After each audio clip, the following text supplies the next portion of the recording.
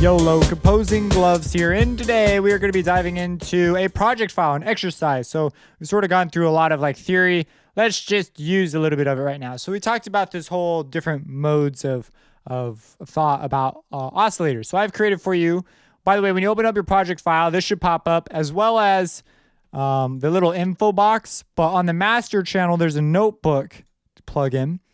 And it has basically the same things. And we want to keep this in front of us pretty much the whole time. So hit the down arrow and hit D. This will make it so it's detached as a window and it will sit on top. So I'm just going to tuck this away over here. And we don't really need our browser. So you can hit Alt F8 twice. Well, hit Alt and F8 twice to make that disappear. And now, we got a little more screen real estate. So let's rock this setup. So what I have here is I have 3 instances of Synth1, Color 1, Color 2, and Color 3. And the whole point here is we want to establish a good balance. We're going to mess with some of the layers. And so our first synth, sounds like this. Well, that's pretty low. Let's go a bit higher. And our second synth sounds like this. And then finally, we have our third one. So it is a sine wave. Hopefully you're able to pick out like small things. We haven't really talked about this too much, but this is a sine wave that's being ran through an arpeggiator, which I'm doing via the MIDI effects in FL. So you would get an ARP. Similar abilities exist in almost every DAW. As far as it's just like a MIDI plug. Like Ableton treats them as MIDI plugins. With FL, they're just sort of built in as the wrapper. So these don't have that, but these are just general pad synths. I mean, look at that. We're using all of it. Now we're talking. So, okay, so there are our sounds, and then I also came up with this progression. And so I've routed these 3 things over to the mixer, and one of them is going through a reverb. No, I just felt like you needed a little more space, and you could accomplish something similar with the chorus flanger in the tempo delay. Well, with the tempo delay, but it's just not the same. So thus we introduce a reverb. So anyways, came up with a chord progression. It's pretty standard.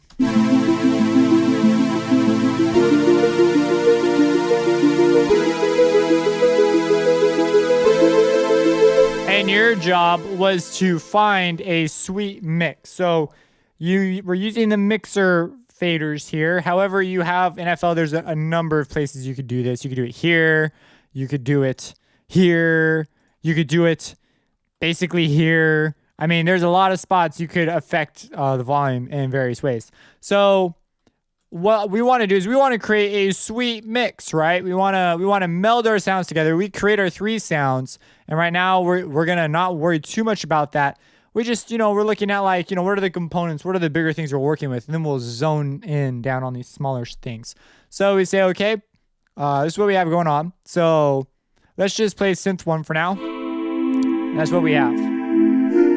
The other ones are basically the exact same notes doing their deal. So what we're going to do is we're going to move our faders up and down until we find a pleasant mix.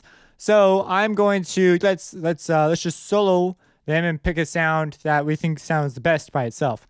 So for example, it's like, that's it's like, I don't know, but let's try this one. I'm a pretty big fan of that one. We noticed the volume's already pretty darn low on this one though. And so that just goes to show you how much more volume comes out of this because of the techniques we've chosen to use. And finally, so the way I'm picturing this is color 1 sort of a support color to color 2, and color 3 is more of a textual element that adds a little bit of rhythm and nuance to the sound. So let's go ahead, let's just turn them all way down. And let's bring up the various colors in ways that, could be a good combination. So say, well, I can barely hear this very much at all. So let's try boosting that until we got the appropriate level.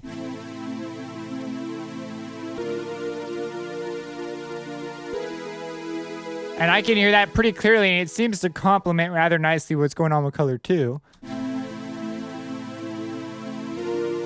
Especially as the notes get higher. So maybe I'm going to hold down control. That gives me finer control and bring it down just a hair. And now I'm going to bring up 2, channel 7 to a point where I think it's a good volume level.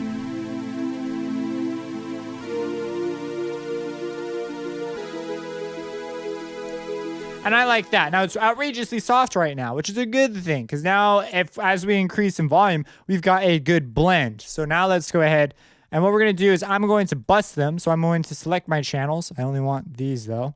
And I'm going to hit Control and over. And this will reroute all my channels to only this track. So now this is our color mix. And on this track, we're able to basically control the master volume of what's going on. I'm going to now just give a general boost to my colors.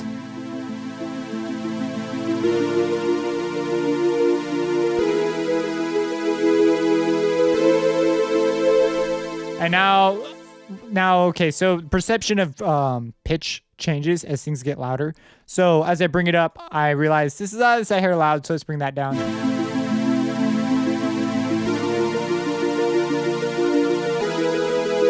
And now throughout my mix, I can adjust this fader and treat these as the same thing.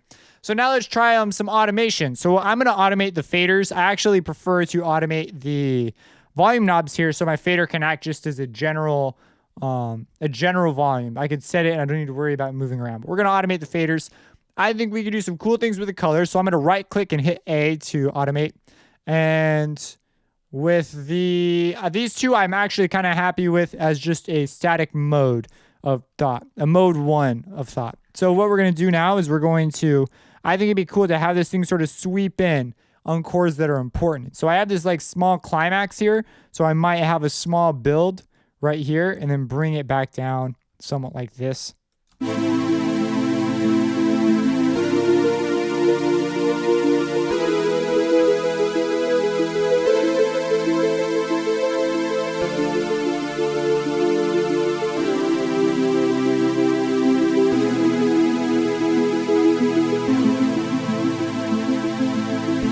So now we have this natural, I mean, these are subtle things, but it's really what creates like a living sound, you know, it matches what we've written. It's a lot more dynamic than just regular, like we would create some sounds, but this is really nice adding touches like this. So let's go ahead, let's consider our questions now.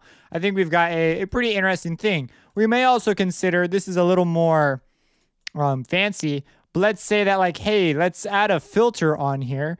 I'm going to use something, just a regular old Fruity Free filter, just Fruity Filter 4, whatever. And they have these different modes of filtering.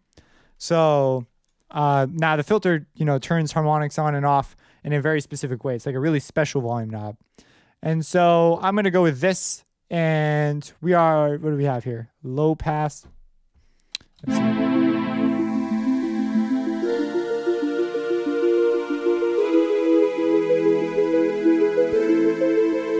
So we've got a low pass and a high pass. So I'm gonna start with a thinner spectrum, and I'm doing a cut already, so we gotta watch out for that. And I'm gonna do something like this. So at the middle we have this sort of symmetry going on.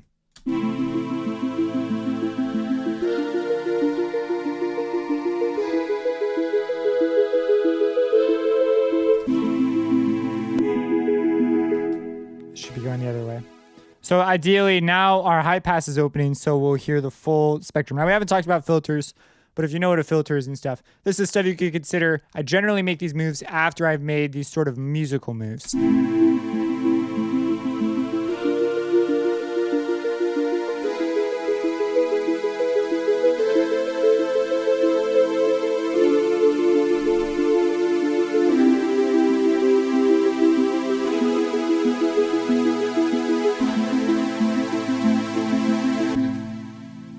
Let's see here.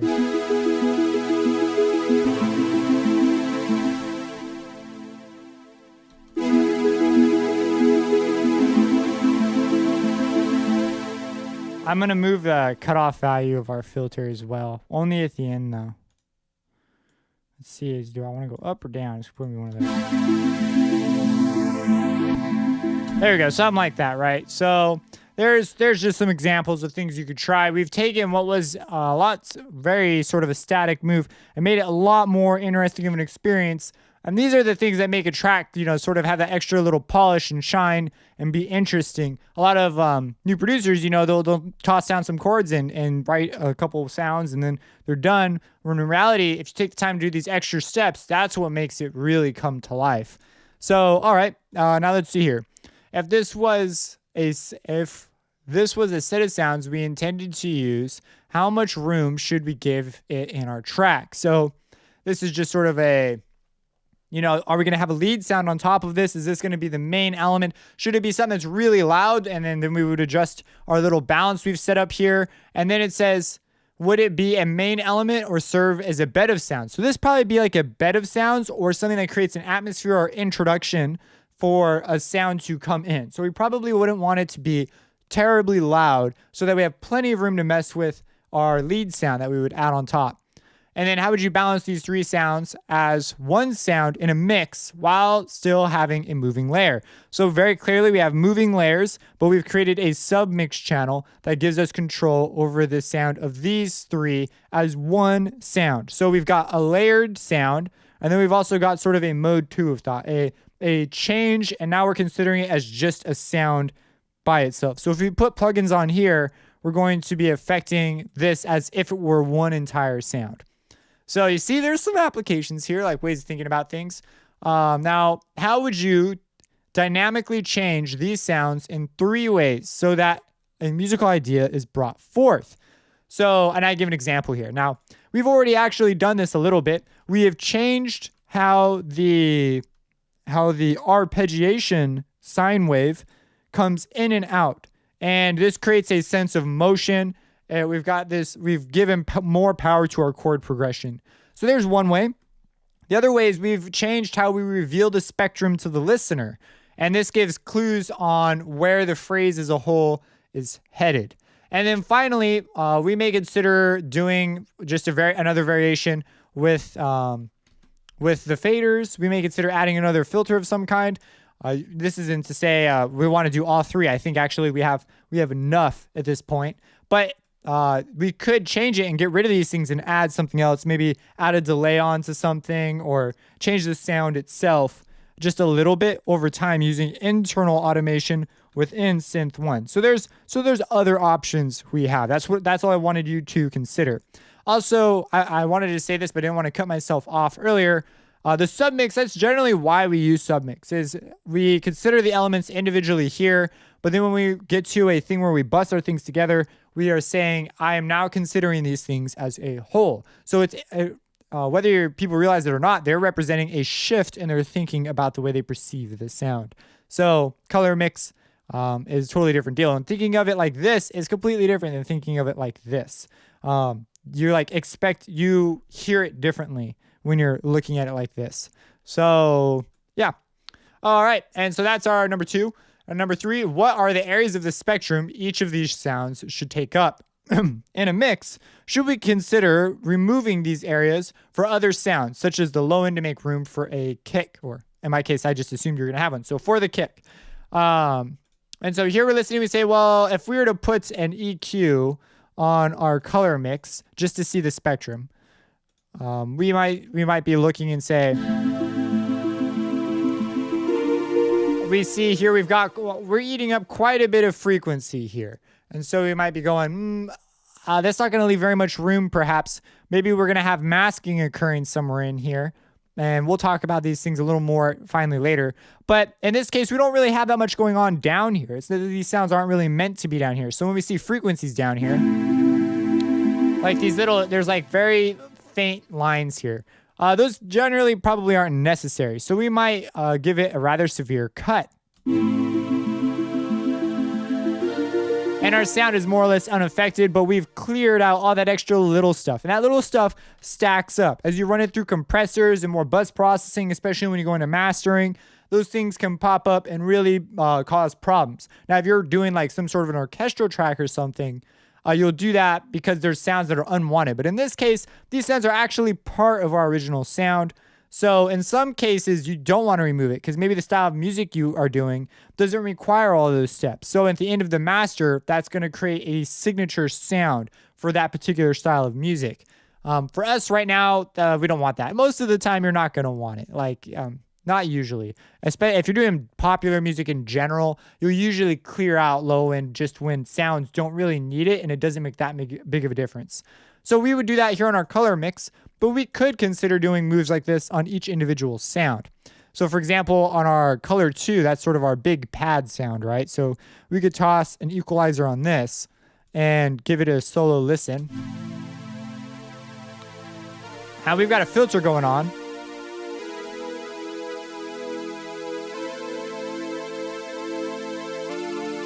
So here, like, oh yeah, why not? I'd cut that here. And now if we put one on after, this is an easier move to do, but it's gone through more stuff to get here. So if we have more plugins and stuff, we might accidentally enhance the issue over here if we decide to, like, for some reason distort or use additional delay plugins. So it would be, while it's not as easy a move, sometimes it's worth it to go in and insert an equalizer in the beginning of a chain. So you cut it that way the frequencies aren't getting affected and pushed up through additional processing later on down your chain. So just things to consider. I usually, if I'm doing it after the fact, I only go in and insert EQs if my ear guides me to it.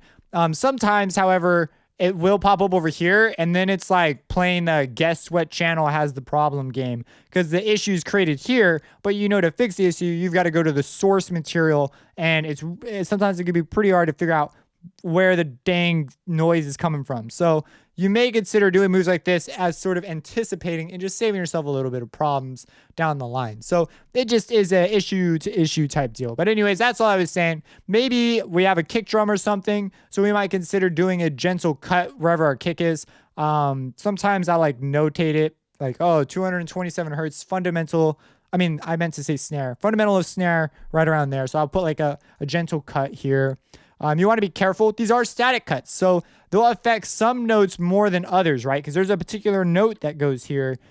So when we play that note, if the fundamental lies here, it's going to sound a little weird compared to the other notes. And if your song is in a particular key, like let's say, for example, your song is in the key of A minor, which I believe this is actually, yeah.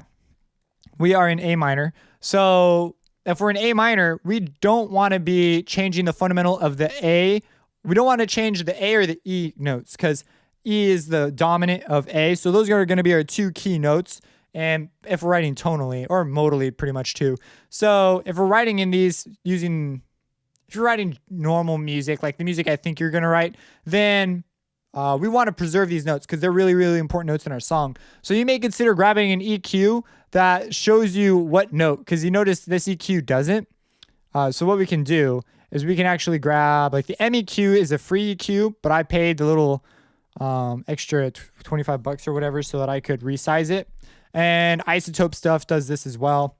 If we grab it, we can actually see, you can see the note value in the readout there. So I might go, okay, where's my A and where's my E? And I would avoid making cuts there or boosts. You want to be careful about augmenting where the notes lie. So when you choose where you're going to put your kick, you generally want your kick to be where your fundamental is because it'll reinforce the tonality of the whole structure. But with the snare, I usually move that because it's got more frequencies to work with. I usually move my snare a couple of hertz away. That way I can cut where the snare is and leave my note of my fundamental of the key I'm in alone. And then other times you're thinking about something else completely and you make cuts there. Like, you know what, let your ear be your guide. But just to consider these things, they're definitely taking, now these sorts of decisions are big decisions when you're in a studio where you want to put things acoustically speaking. Because if you're recording and suddenly like a really important note because of the way the nodes are set up in the room gets reduced in amplitude for acoustic reasons, then you've got a problem in your original recording. So that's really bad. So you want to do things to counteract that. Put up diffusers or something. Or change where you're sitting. Change the position of the mic. Do something to make it so that the notes that are the most important come through. Usually not too big an issue. And they're picked up by ear. Usually detected by ear. But, when you're making decisions, now you have a little bit more to guide yourself on. Like, I have an actual reason why I don't want to put that there. Instead of just saying, oh yeah, it sounds good, but which is a great reason too. Just, a little bit more insight for you to consider. So, all right, there we go. A little bit of question 3 answered. And then 4, should we remove some of the sounds now to make these 3 colors fit better together? Fit together better. If we do, should they be static cuts or should we adjust our cuts through the song so they do not sound thin when soloing them? So what this question is basically asking is, should we remove parts of these sounds so that these sounds themselves fit better together? And you might be going, well, like, wasn't that what we were just talking about? And the answer is no. Well, sort of. The answer is sort of. So when we're EQing to make sounds fit better together, maybe while we're on one chord, we want it to start out thin. And so we might like do a volume duck here and have it come in over time and get a little bit louder. Like, for example, let's go ahead and, am I automating this one? I don't think I am. So I'm going to automate this. Let's say I want this to start out a little bit lower. And then I want this color. So this is a little more sophisticated of a question. Let's say I want this color at the beginning. I want to have a general boost right there, right? Let's just say, now I'm doing filtering and stuff, so this move doesn't make the most sense. But let's just say, well, let's say this. Let's say I want to create an interesting sort of resonance of frequencies right around here. Now, if I do this and my song progresses, I'm going to be affecting the notes that lie in this range. And so it'll sound, I might be doing things that might sound good at one spot, but if I leave it as a cut or a boost that I just leave there in my track, this could potentially cause problems later on in my track with other things that I want to do. And so it'd be wise that once my idea is over to perhaps remove this cut because it served its purpose. And the same thing goes with, as I was saying, or the boost. That was a boost. But if I have a cut, I might want to move my cut around. And we can actually use key tracking. That's the whole reason key tracking exists with filter movement, is so that it makes sense. It follows the note around because we're dealing with a logarithmic scale. So if we make linear cuts and stuff, it's not going to be the same as soon as notes go up or down. So we need something that can dynamically adjust. So in our case, like, we might make a boost here and say, like, let's say right there, I want it to start out like that. Well, then I'm going to bring, I want to automate this thing. I'm going to automate my level. So you see, we got a lot of automation clips. These are all just like to enhance the musicality of one little chord progression. So you can get quite a bit of automation going sometimes.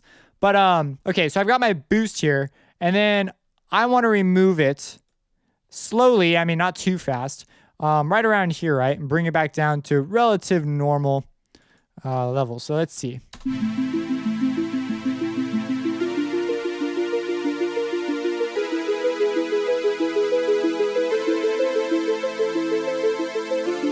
And now it'll fit a little bit better as other sounds come in. I've now reduced, because over here we have a thinner texture, so I can boost a little bit more.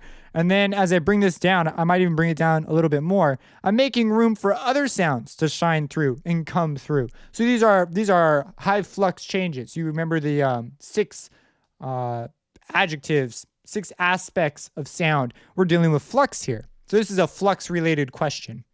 And there you go. I mean, if we give it another listen, I'm going to start it right here. You will hear the room being made. In fact, I'll even make this a little more severe so we can just hear it a bit better.